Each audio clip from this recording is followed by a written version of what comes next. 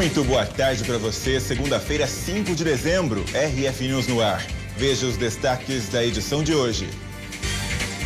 Helicóptero cai e mata 4 na Grande São Paulo. Entre as vítimas, uma noiva a caminho do casamento. Quando a gente viu, ele já estava caindo. Sobrevivente do voo da Chapecoense conta detalhes do acidente em entrevista.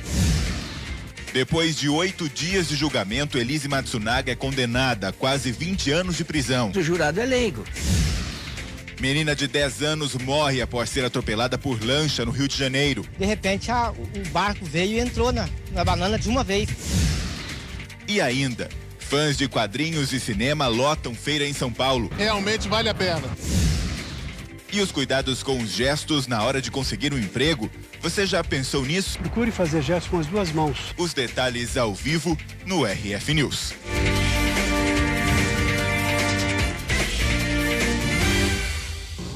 Nós abrimos essa edição com um caso trágico e surpreendente. Um helicóptero caiu na Grande São Paulo na tarde de ontem. As 4 pessoas que estavam a bordo morreram, inclusive uma noiva que seguia para o local da celebração do casamento. Essa seria uma surpresa para o companheiro. Gente, olha os destroços. Os moradores de São Lourenço da Serra, na Grande São Paulo, correm para tentar resgatar os ocupantes do helicóptero. O helicóptero acabou de cair aqui. Mas quando chegam ao local, só encontram escombros. Cadê o homem? Pensa, meu Deus. Os 4 ocupantes da aeronave morreram na queda. Pode mexer, não. Testemunhas contaram que o helicóptero chegou a sobrevoar a área por alguns minutos, como se o piloto estivesse procurando um local para pousar. Mas depois perdeu altitude. Nós escutamos um estouro muito feio. De repente, barulho, quando a gente viu, ele já estava caindo. Aí bateu no barranco, entre as árvores, aí a gente já desceu correndo, olhando. Além do piloto, estavam no helicóptero uma noiva a caminho do casamento, o irmão dela e a fotógrafa, contratada para registrar a festa. O casamento estava marcado para as 4 horas da tarde. A noiva queria fazer uma surpresa e chegar de helicóptero. Pouco tempo depois, veio a notícia de que ela havia sofrido um acidente. O helicóptero caiu a menos de 2 quilômetros do sítio onde aconteceria a cerimônia. Os convidados, amigos e parentes correram para o local do acidente. Abalados, pareciam não acreditar na tragédia num dia tão esperado pelo casal Rosimeire e Udirley.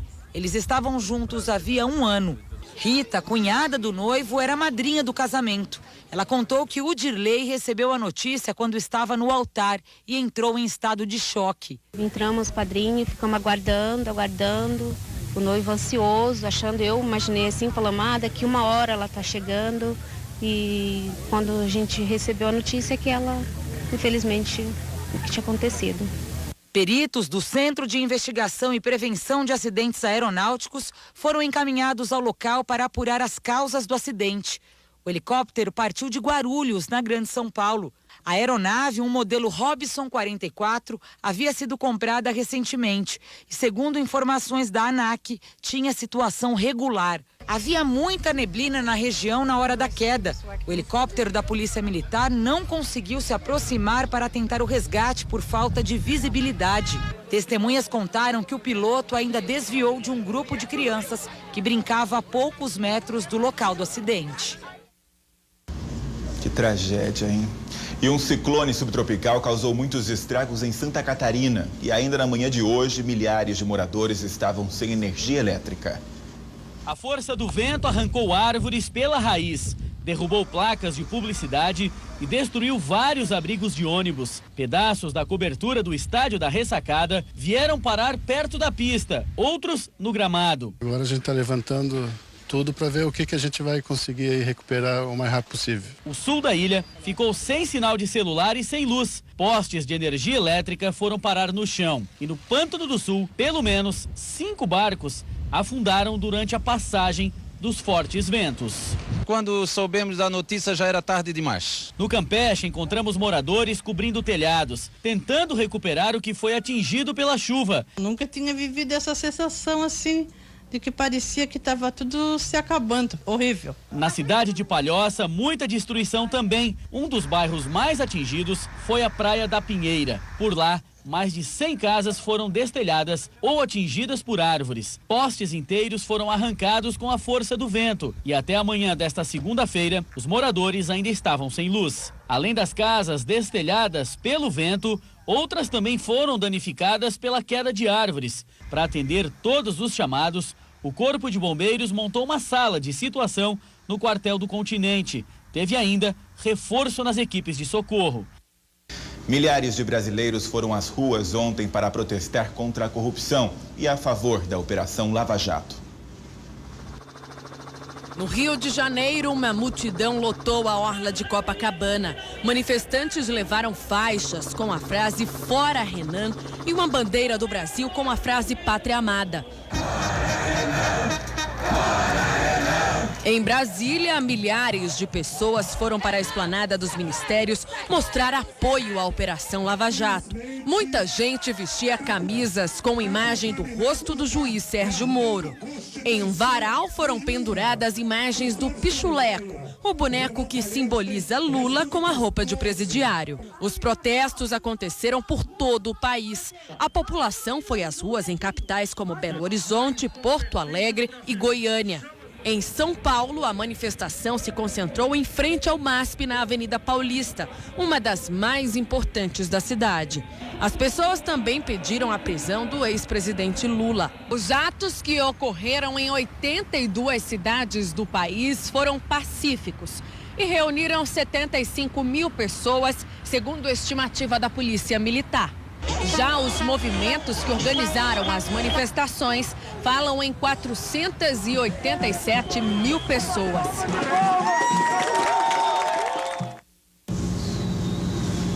Aqui em Limeira também teve manifestação. Ontem um grupo de 300 pessoas se reuniu ali na região central e realizaram um abraço simbólico ao fórum como uma forma de proteger a justiça. A seguir, o resultado do julgamento de Elise Matsunaga, um dos mais longos da história da Justiça de São Paulo. Agora são 12h11.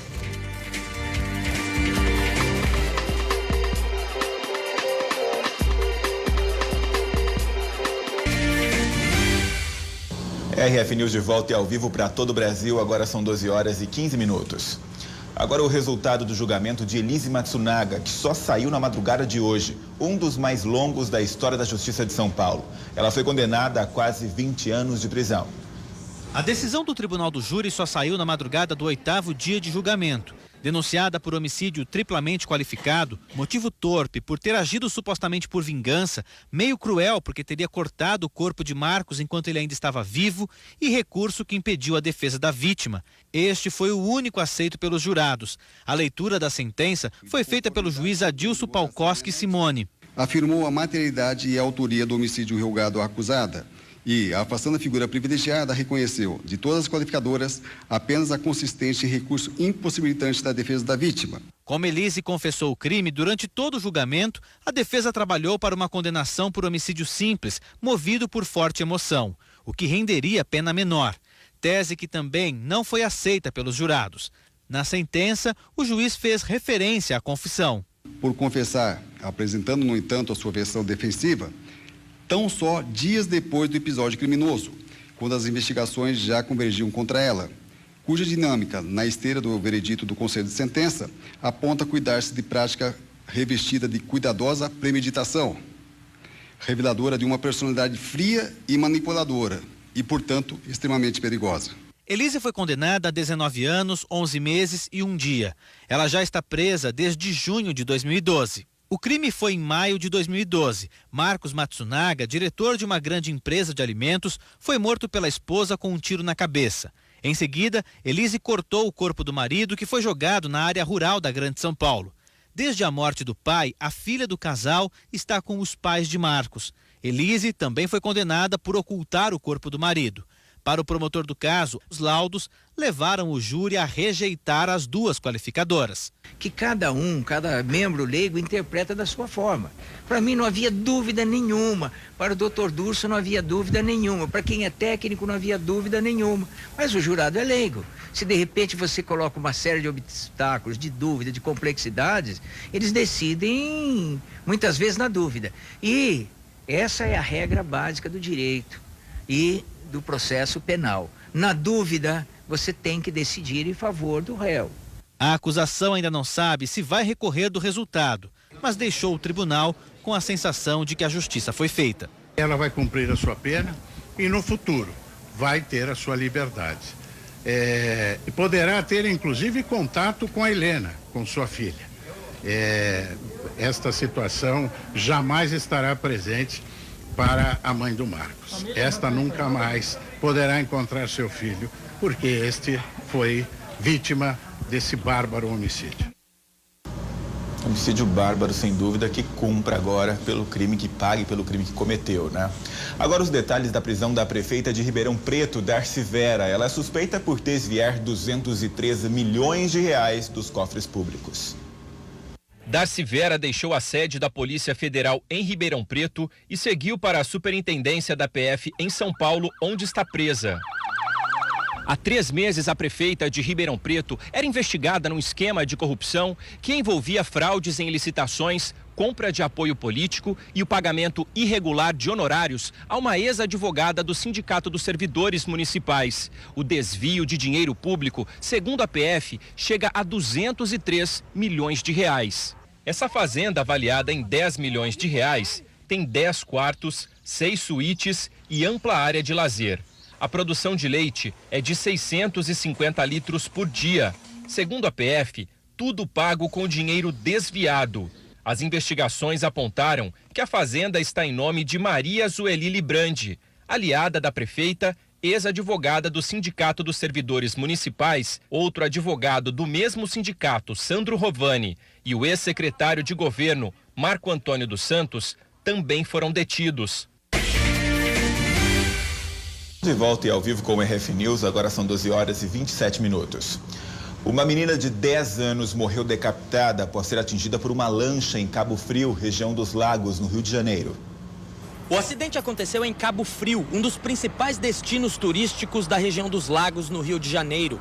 Segundo o Corpo de Bombeiros, 20 turistas faziam um passeio em um bote inflável, conhecido como Banana Boat, na Praia do Forte, quando uma lancha em alta velocidade atropelou os banhistas que estavam no brinquedo. A menina de 10 anos foi atingida pela embarcação e morreu no local. O acidente foi a 500 metros da orla.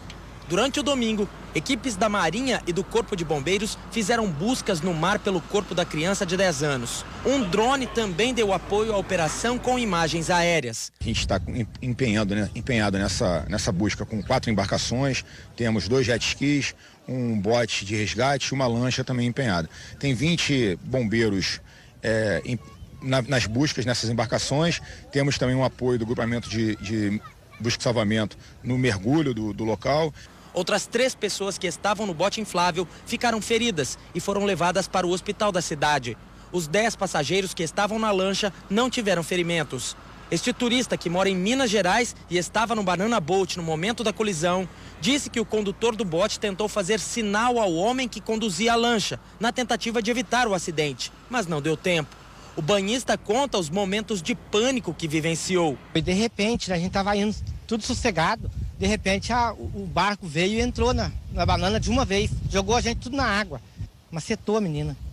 Aquilo foi um pânico, muito difícil. As 2 embarcações envolvidas no acidente foram apreendidas. De acordo com a Capitania dos Portos, os condutores da lancha e do bote estavam habilitados e a documentação dos barcos em dia.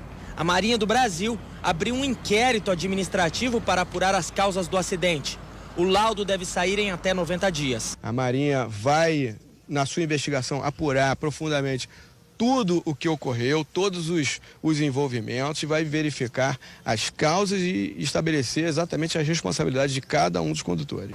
Logo após o acidente, os 2 condutores prestaram esclarecimentos e o homem que conduzia a lancha foi preso em flagrante. Em nota, a Polícia Civil informou que ele foi autuado por homicídio e lesões corporais culposas, quando não há intenção de matar. A polícia informou ainda que o exame para detectar o uso de bebida alcoólica deu negativo. Que tristeza, não? Agora a entrevista com um dos sobreviventes da tragédia com a Chapecoense. Ele contou detalhes sobre o acidente. Os beijos e abraços marcam o retorno de um renascido. A partir de agora, Erwin Tumirri não será reconhecido só pelo nome. Sou sobrevivente do vuelo Lamia. Cercado de carinho dos parentes e amigos no corredor do hospital, o técnico de voo boliviano pouco lembra o homem em estado de choque que aparece no vídeo divulgado pela polícia colombiana. Visivelmente alterado, Ervin chama pelos amigos minutos depois do acidente, enquanto é resgatado. Alex!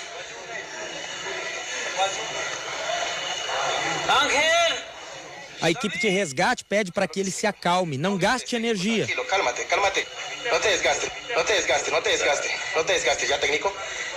Não te desgaste. Ervin foi um dos 6 sobreviventes do voo que matou 71 pessoas na última terça-feira.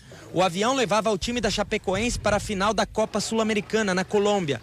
O motivo da queda seria falta de combustível.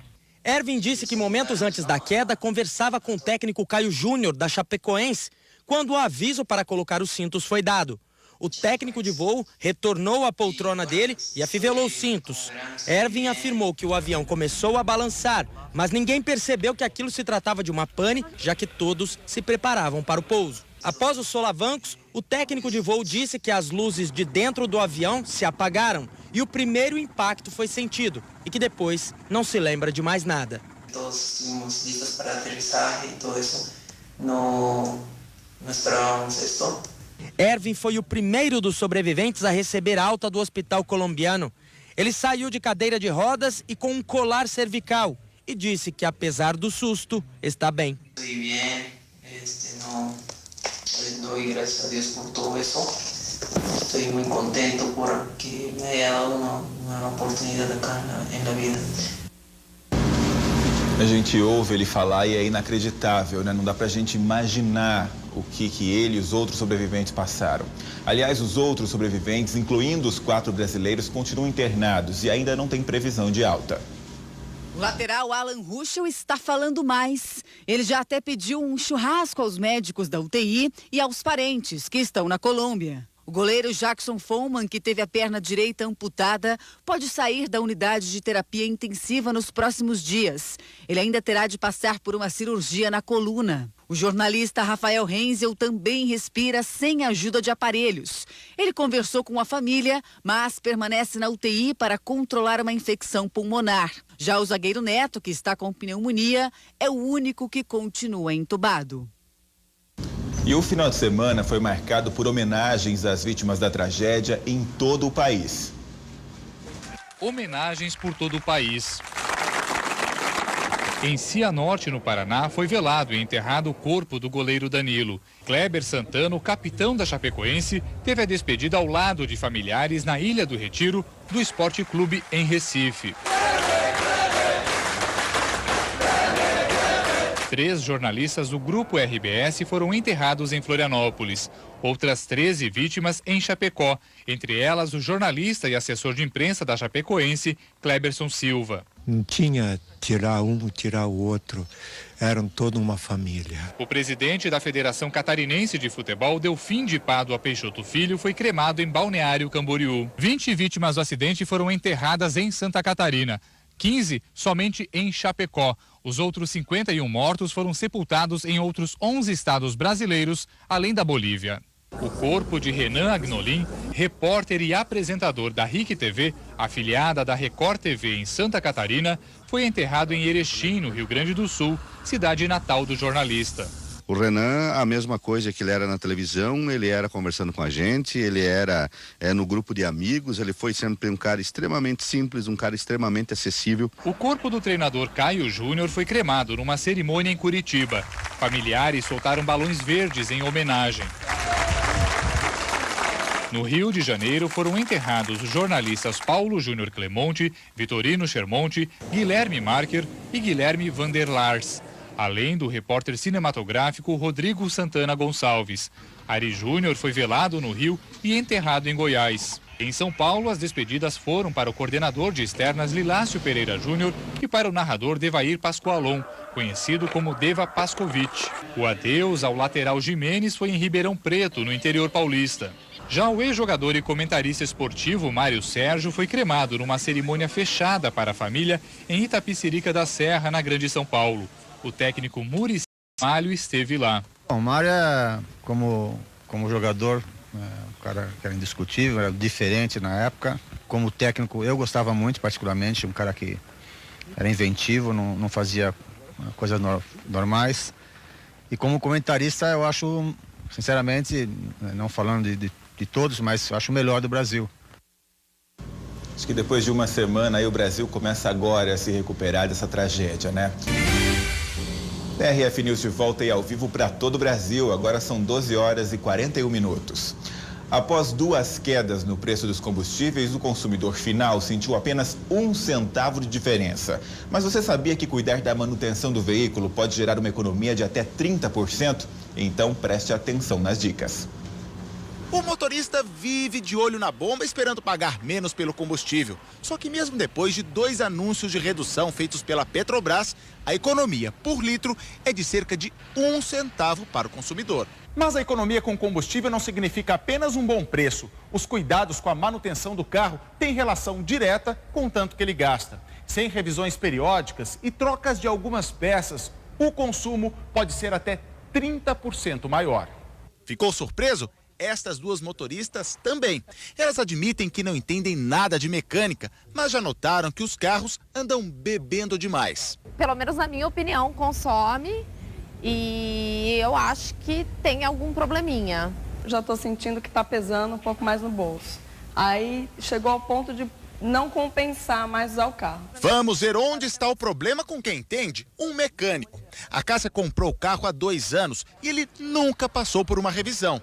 Adivinha como estava o filtro de ar? Esse aqui é o do seu carro, que a gente tirou, e esse aqui é um novo, só para você ter ideia de como tá sujo.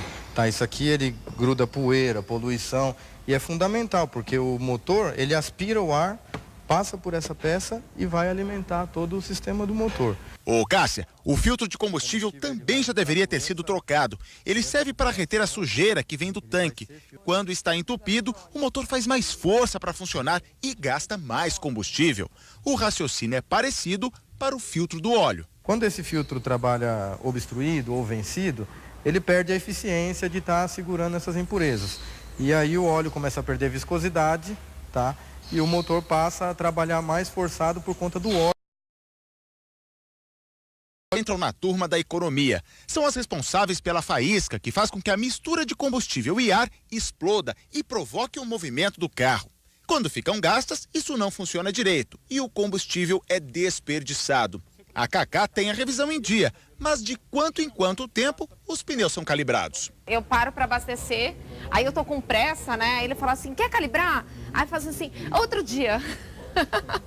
O Jefferson explica que o pneu vazio também significa maior gasto de combustível, 5% a mais. As rodas também devem estar alinhadas e balanceadas. Suponhamos que você pegou um buraco com essa roda. Ela desviou 2 milímetros para cá, isso é imperceptível ao olho nu, o carro já vai andar assim, tá? Então ele tende a estar arrastando essa roda que quer sair da trajetória. E aí acaba consumindo, aí o motor vai se esforçar mais para compensar esse deslocamento. Os pneus do carro da Cacá, que deveriam estar com 30 libras, tinham menos de 25. Haja combustível, hein? Agora é calibrar e economizar 5%, né? Gastar em outras coisas.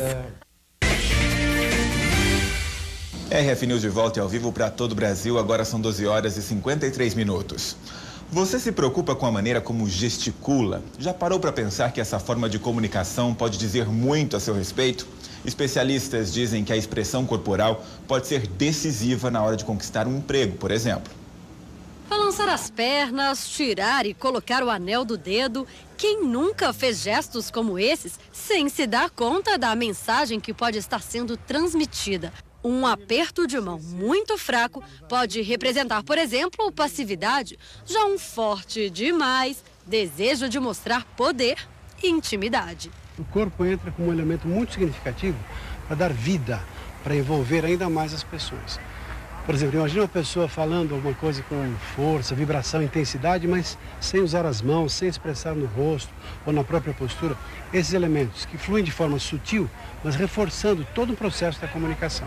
A A linguagem corporal tem sido cada vez mais observada por gestores e recrutadores. E para saber como anda a imagem que as pessoas estão passando nos ambientes de trabalho, levamos um espelho e fomos às ruas. Encontramos a Isadora e simulamos uma entrevista de emprego. Para conquistar a vaga, ela precisaria demonstrar confiança, firmeza, mas logo no início... Isadora, fala um pouco sobre você, sobre suas qualidades. Por que você deveria trabalhar na nossa empresa? Peraí. Além de se enrolar na fala, cabeça baixa e mãos juntas. Ao invés de fazer um gesto, de envolver as pessoas, de falar da força, quero trabalhar nessa empresa, uma coisa que eu fiz no passado, meu estudo, você ficou com as mãos presas. Isso pode demonstrar um certo nervosismo, uma certa timidez. Outra coisa também que eu achei importante é o olhar. Eu te fazia uma pergunta, você nem sempre olhava nos olhos, se desviava para baixo, para cima e para baixo. E olhar nos olhos é muito importante quando estamos diante de outras pessoas. Isadora concordou. Acho que ajuda, com certeza, e vou tentar melhorar, né? O Rafael é barman. O desafio dele era convencer o especialista a contratar o serviço de bar para um evento. Meu trabalho em si é baseado na postura, o jeito de falar, sério, sem brincadeira, sempre com educação. Vou interromper aqui a conversa de vocês. Reinaldo, como é que o Rafael foi? Eu tenho uma observação, vendo de longe, não sei se a TV também inibiu um pouquinho o Rafael. Eu vi que você fazia perguntas e às vezes ele... Você percebeu, Rafael? Você ficava assim Sim, com tem um toque. Essa mania? Sim. Toda vez que eu fico nervoso, eu não sei onde colocar a mão. Fico mexendo com a mão pra trás e fico inquieto. Vai tentar agora soltar Vou tentar as me mãos. policiar. Encarar o espelho e treinar diante dele pode ajudar a corrigir esses gestos. Vale também se gravar pelo celular. Ivan não precisou disso. Na conversa, surpreendeu o especialista, que apenas sugeriu uma mudança. Procure fazer gestos com as duas mãos, eventualmente alternando as mãos. Como você prendeu uma das mãos do corpo, a gente costuma brincar que é assim a postura do açucareiro, né? Sim. Você prende uma das mãos, faz gesto com a outra mão. Então procure fazer gestos com as duas mãos. Determina muito as coisas, né? O pessoal faz essa leitura da gente mesmo. Ele falou da gesticulação ali. Realmente, às vezes você fica preso aqui. Eu gostei das dicas dele. Atenção à postura, hein? O último final de semana foi especial para os fãs de quadrinhos e cinema. E você vai ver agora o motivo. É que aconteceu em São Paulo mais uma edição da Comic Con Experience. Olha só que bacana. É o maior evento de cultura pop da América Latina, mas quem está aqui chama de paraíso. É incrível, parece um sonho.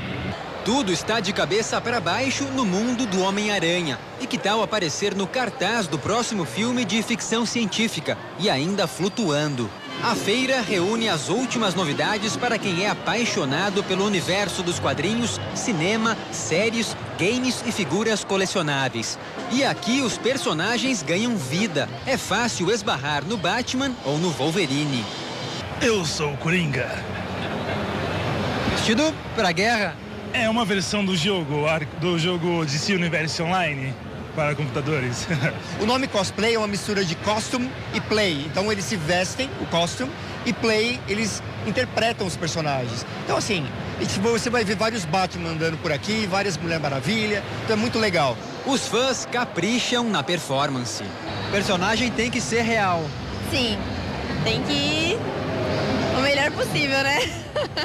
A família toda entra na brincadeira. A mãe também se diverte. Nossa, demais. Eu sou alucinada nesse universo também. O público tem contato direto com autores, lançamentos e objetos utilizados na gravação de filmes e séries. Estas são as armaduras de ouro dos 12 personagens de um famoso desenho japonês que pela primeira vez saíram do Japão para uma turnê mundial. Para o fã, uma relíquia que merece ser admirada bem de pertinho. Realmente vale a pena. São muito lindas as armaduras.